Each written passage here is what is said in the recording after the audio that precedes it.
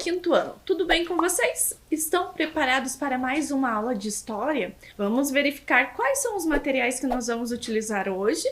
Então, nós vamos utilizar o caderno para fazer as anotações, lápis, borracha, e eu coloquei aqui como sugestão, duas folhas de um caderno velho, que você possa destacar. Se você não tiver essas duas folhas de caderno velho, você pode estar substituindo aí por folha sulfite ou um pedaço de folha que você possa desenhar. Então, eu vou dar um tempinho para que vocês separem esse material e eu já volto.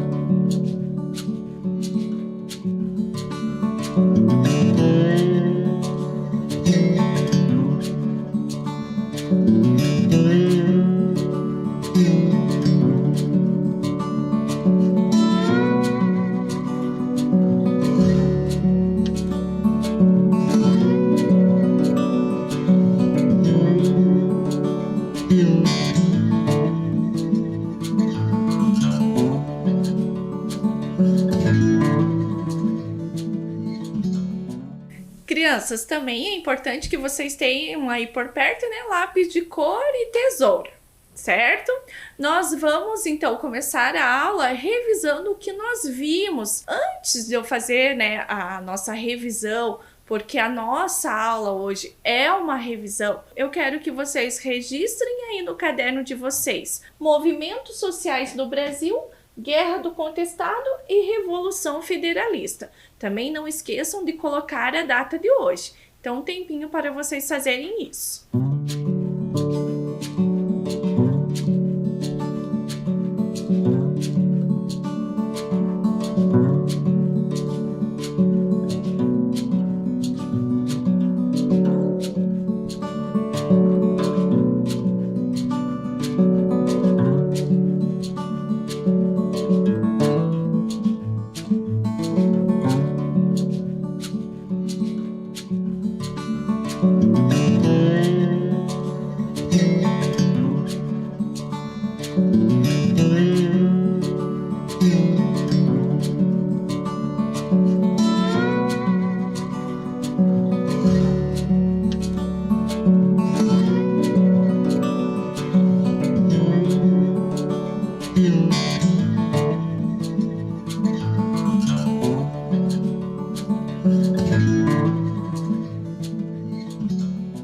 Certo aí, crianças? Então, vamos relembrar sobre a Revolução Federalista? Então, a Revolução Federalista foi uma guerra civil que ocorreu entre 1893 e 1895 e se estendeu pelo Brasil. Vocês lembram que eu expliquei para vocês, na nossa aula, que guerra civil é quando dois grupos dentro do mesmo país se confrontam. E nós também vimos que essa revolução, durou 2 anos. Continuando, os revolucionários, conhecidos como maragatos, lutaram contra as tropas do governo federal, apelidadas de pica-paus. Vocês lembram por que eram esses nomes, Por que se deu esses nomes, Os maragatos, por causa de uma cidade, de Portugal, e pica-paus por causa do pássaro, O uniforme tinha as mesmas cores do pássaro, certo? E continuando aqui, a Revolução Federalista envolveu os estados do Rio de Janeiro, Rio Grande do Sul e Santa Catarina. Vocês lembram que a Revolução começou na cidade de Bagé, no Rio Grande do Sul, e foi subindo, com o intuito de chegar até o Rio de Janeiro. Vocês estão lembrados também que a professora Fran, leu alguns trechos do gibi Barão do Cerro Azul, certo? Então agora vocês vão ver um vídeo com o professor Wagner sobre essa história. Os ouvidos curitibanos já zumbiam ao som do terror da guerra, remoendo seus destinos. O cerco da Lapa, liderado pelo valente Gomes Carneiro, manteve resistência total. A batalha já era travada corpo a corpo pelos escombros da cidade. E só teve fim com a morte de Carneiro, que, apenas assim, rendia-se. O governador em exercício, Vicente Machado, prometia resistência em Curitiba. A República, assegurar a integridade do solo paranaense, ainda que tenha que regá-lo com o próprio sangue, não recuarei diante de medida alguma, por mais severa que seja, por mais que ela aperte e dilacere o coração. Trecho do Manifesto de 16 de janeiro de 1894, de Vicente Machado. Apesar de prometer o próprio sangue, o governador em exercício, Vicente Machado, se viu obrigado a deixar Curitiba e transferiu a capital para Castro. Pediram que interviesse junto ao general Pego Júnior, comandante militar do distrito, para que nossa cidade não oferecesse resistência, assim evitando a violência que nos assombrava. Mas o general também fugiu, temendo a sombra da degola. Com a capital abandonada à própria sorte, formamos a Junta Governativa do Comércio para manter a ordem pública e instaurar uma polícia provisória. Ordem pública inalterada. Não haverá resistência, nem convém sacrifício de mais vidas inutilmente. Concordo em evitarmos o confronto. A Lapa já está inundada em sangue. Os federalistas não encontraram nenhuma pequena resistência. Só pedíamos paz e respeito aos curitibanos. Logo, a Comissão de Comércio foi transformada na Comissão de Empréstimo de Guerra, para evitar um possível saque. Fizemos a coleta de elevada importância em dinheiro. Pagamos o resgate que os federalistas nos exigiram. Não vão se arrepender de auxiliar nossa causa. Não tomo nenhuma das partes desta guerra, mas pagaremos o preço para proteger o nosso povo. Foram 2 meses na presença dos maragatos. Tentávamos seguir nossas vidas, naturalmente. 19 de abril de 1894. O aniversário da minha baronesa foi celebrado com festa, apesar do período turbulento. Queríamos seguir em frente, mantendo a tranquilidade e celebrando a vida, já que nos era possível. Não esqueça de servir nossos convidados especiais que não podem comparecer à festa. Peço cuidado nesta tarefa. Já estou preparando tudo, Excelência. Buscamos manter em segurança também as vidas que recorriam a nós.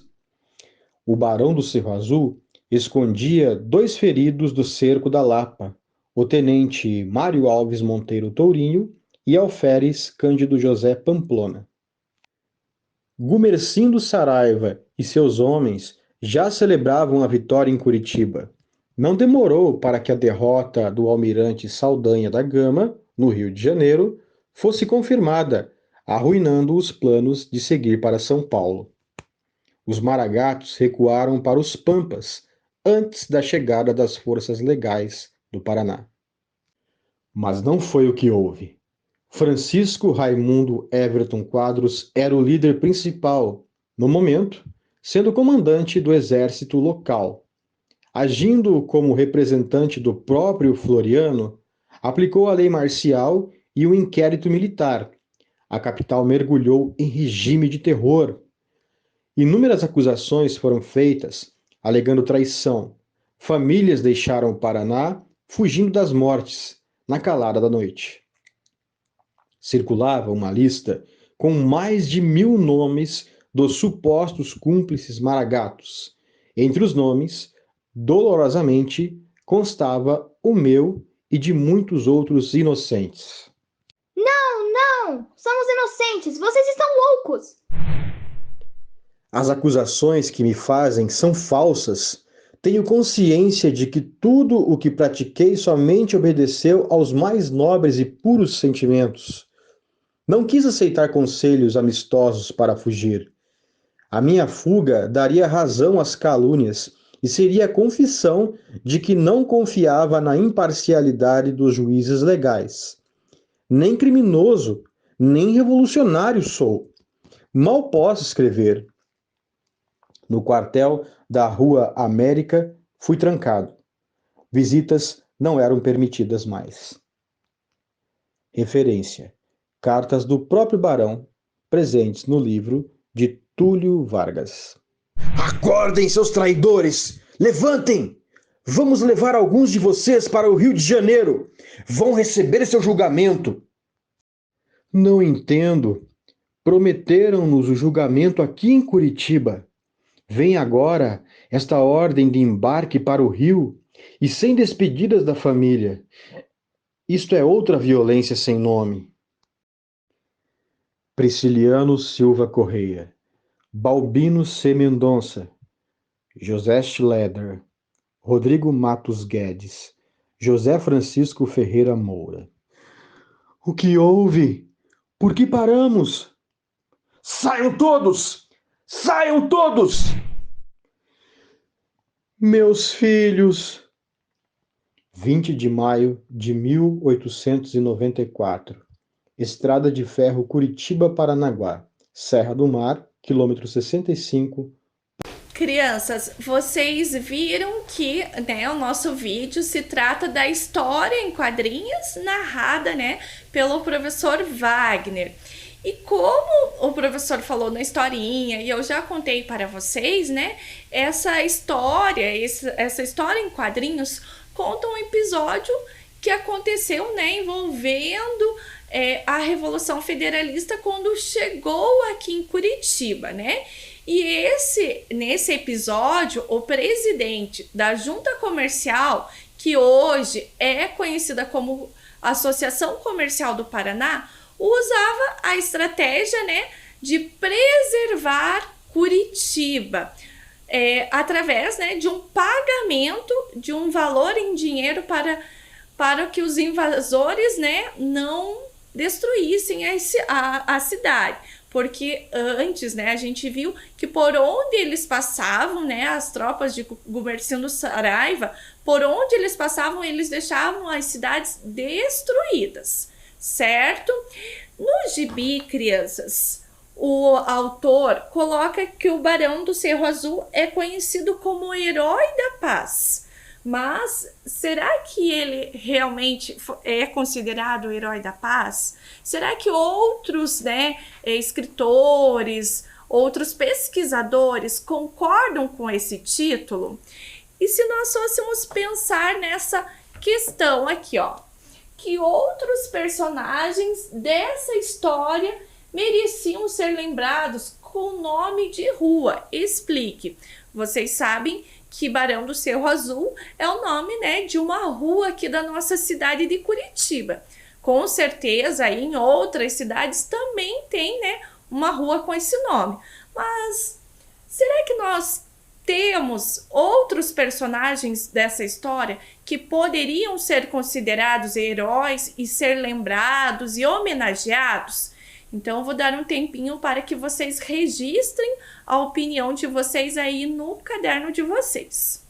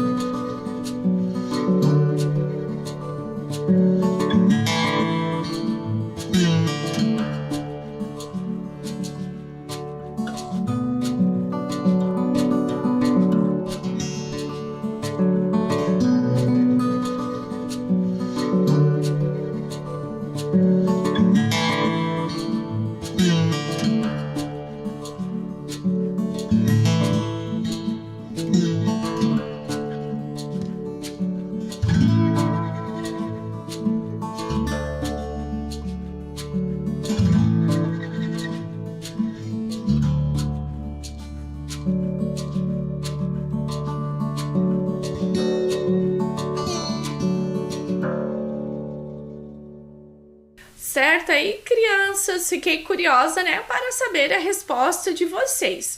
Eu acredito, né, que outras pessoas poderiam ser homenageadas, né, e ser lembradas e até ter os seus nomes em nome de rua, como os soldados, né, a população da Lapa, né, que contribuiu ajudando os feridos e tal, né? E agora, crianças, nós vamos conversar um pouquinho sobre a Guerra do Contestado, que também foi um movimento social, né? E aí, eu trago para vocês o mapa que nós vimos, né? No início do século XX, essa região era ocupada por sertanejos empobrecidos, que construíam seus ranchos e cultivavam suas roças nas áreas que encontravam desocupadas. Eram os chamados caboclos, em sua maioria mestiços e negros, brancos e negros, indígenas e brancos, negros e indígenas. Crianças, vocês lembram ali que a nossa legenda traz a região disputada, né, durante a Guerra do Contestado? E lembram dessa imagem que a professora Fran mostrou para vocês, que é a vista geral de Canoinhas? Como que nós podemos, né, interpretar essa imagem? Então, nós conversamos na aula passada que os sertanejos, né, tiravam, ali utilizavam do pinheiro, da araucária, né, para construir suas casas, construir cercas, tiravam o próprio alimento, né, o pinhão que servia de alimento para eles e para os animais durante o inverno, e que entre os pinheirais nascia a erva mate, sustento do sertanejo. Com o tempo, essas terras passaram a ser ocupadas, né, por fazendeiros, por donos de empresas. Lembram da empresa Lambert que a professora Fran falou? Olha, as serras da Lambert dominaram a região. Aqui, né, os trabalhadores da Lambert cortando, né, os pinheiros que serviam, né, não só de material para a construção das casas, né, dos sertanejos, mas também de alimentos. E vocês estão lembrados dessa imagem que a gente viu na aula passada? Então, agora o que vocês vão fazer? Eu quero que vocês construam um título para essa imagem. Vejam que a professora Fran não colocou o título, né? Então, vou dar um tempinho para vocês fazerem esse título para essa imagem e eu já volto.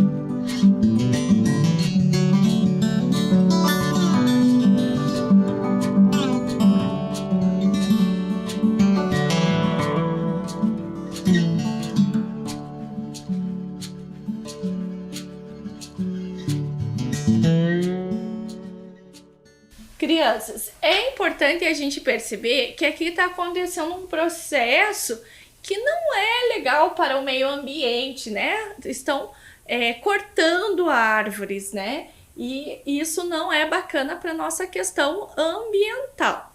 Outra imagem que eu trago para vocês é a imagem do monge José Maria. Vocês lembram que os sertanejos, eles se sentiam abandonados e ameaçados. E eles não tinham, né, para onde ir. E passaram a seguir os monges, né, que passavam, além de instruções e ajuda, né, passavam a questão da religião, chegaram a formar comunidades, o que preocupou as autoridades, né. Com isso, até as autoridades passaram a enviar as tropas para acabar com essas comunidades. E o que aconteceu? Os sertanejos reagiram. Claro, né, que o exército era mais forte, né, do que os sertanejos. Nós vimos que até a questão das armas deles, né, eram melhores do que dos sertanejos, porque os sertanejos, qual era a arma que eles tinham, né? Aqueles utensílios que eles utilizavam para o seu trabalho, né? Então era facão, eram enxadas, e era isso que era a arma deles, certo? E agora, crianças, nós vamos fazer uma análise de fotografia. Então, observem aqui as duas imagens, né? Observe e compare. Então, eu vou dar um tempinho para vocês olharem essa imagem e eu já volto para a gente conversar um pouquinho sobre elas e fazer a nossa atividade.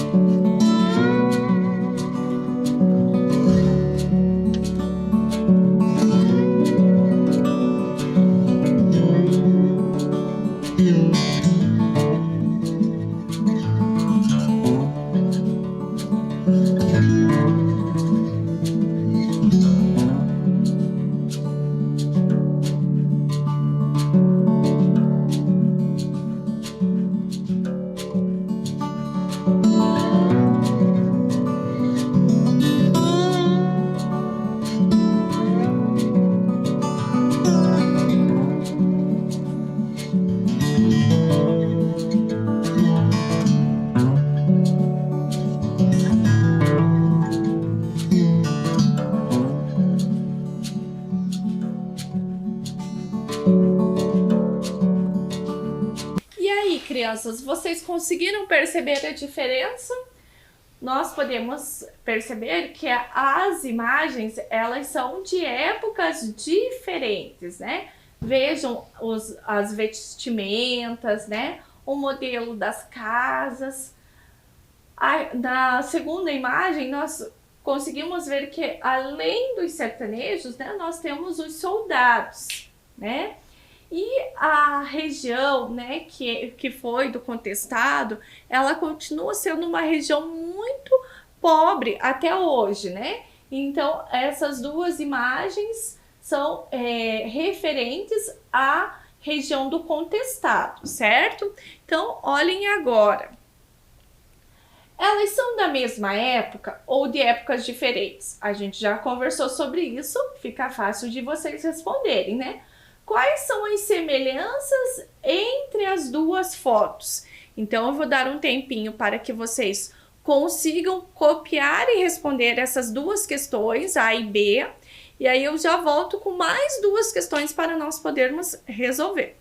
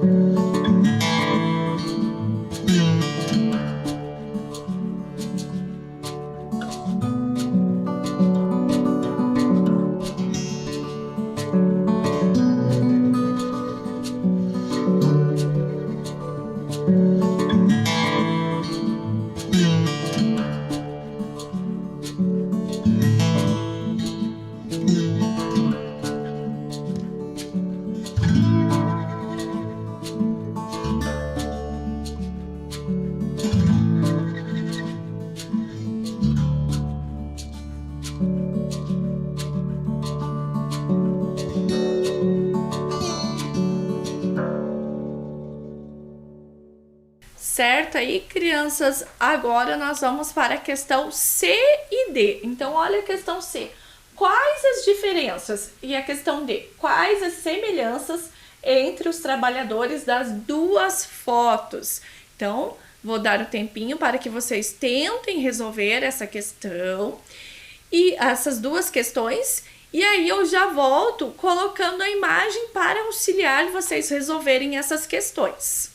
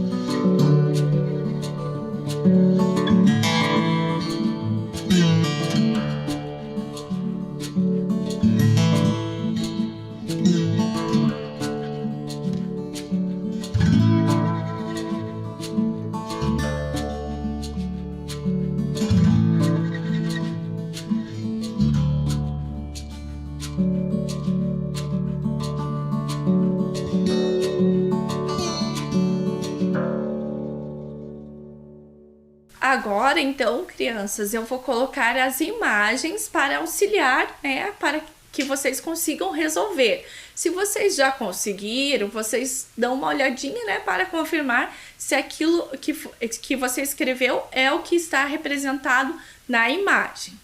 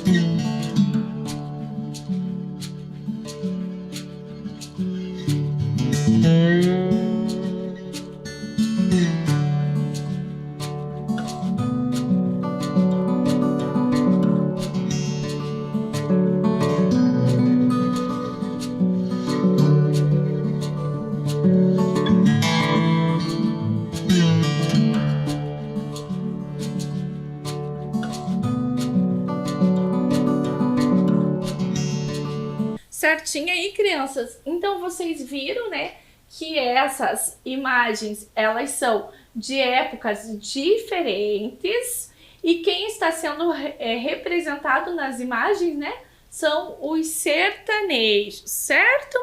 E agora uma questão para que a gente possa refletir. O que precisa acontecer para que os sertanejos continuem vivendo no campo? Então, crianças, né, uma solução defendida aí por pesquisadores é a redistribuição de terras, né? Distribuir terras de quem tem muito e está improdutiva para os camponeses que nada possuem, certo?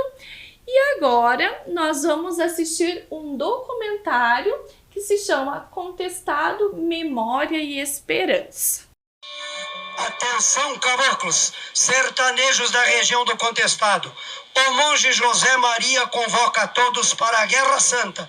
As tropas do governo estão chegando. Os peludos, vamos para a luta. A guerra está começando.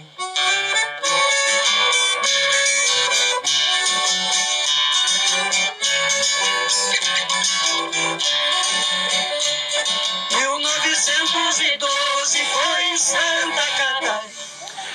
Olha, eu me sinto bem contente, né? Saber que estão resgatando essa história, né? Mostrando que o povo caboclo não é um criminoso, não é povo criminoso, e sim um povo batalhador, né? Que lutou pela sua terra. E eu fico feliz por resgatarem essa história.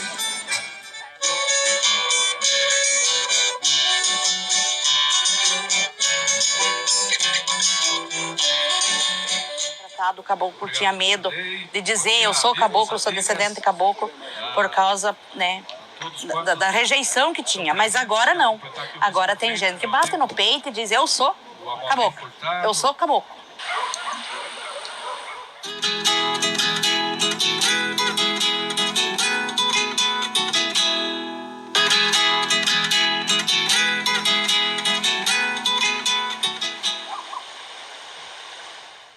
Ser caboclo é uma vida sofrida, sempre foi, né? Mas é divertida.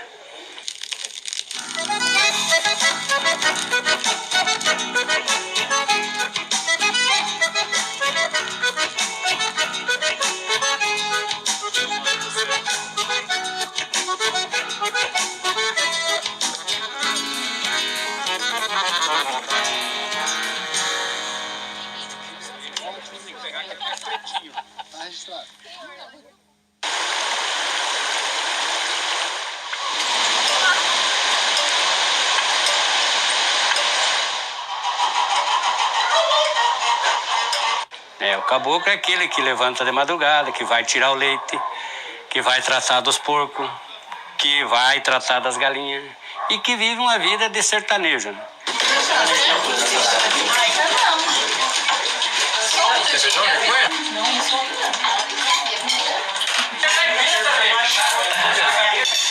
Eu venho de um costume assim de receber bem.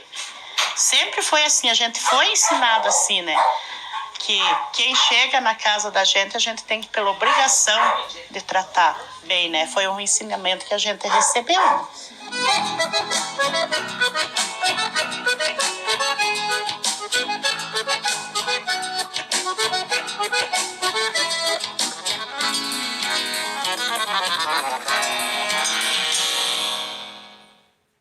A melhor coisa que pode existir é ser caboclo. Ter orgulho de ser caboclo, morar no mato, viver no meio do mato, da água que nasce ali, tomar água na fonte. Ver o mato, cuidar do mato. A melhor coisa do caboclo é isso aqui, ele vê a natureza, conviver com a natureza no dia a dia.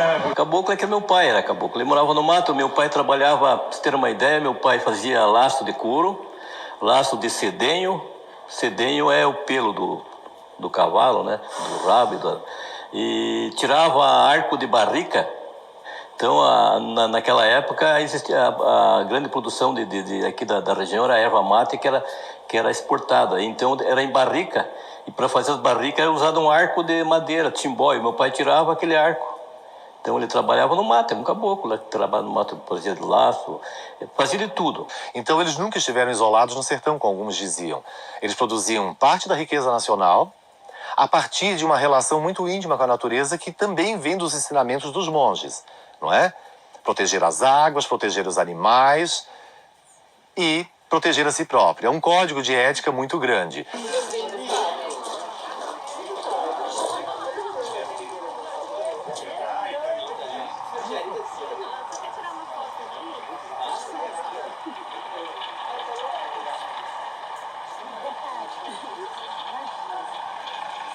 Para nós, o caboclo era o verdadeiro bandido, né? Mas depois que a gente cresceu, começou a tomar conhecimento da história, que a gente foi descobrir quem era o verdadeiro jagunço, né? Que eram os homens da ferrovia, os homens da alambre que eram trazidos dos Estados Unidos para o Brasil, faziam segurança da empresa americana, e aqueles eram os verdadeiros jagunços. E para nós, contados antigamente, era a história de que o caboclo era o verdadeiro bandido, e não era, né?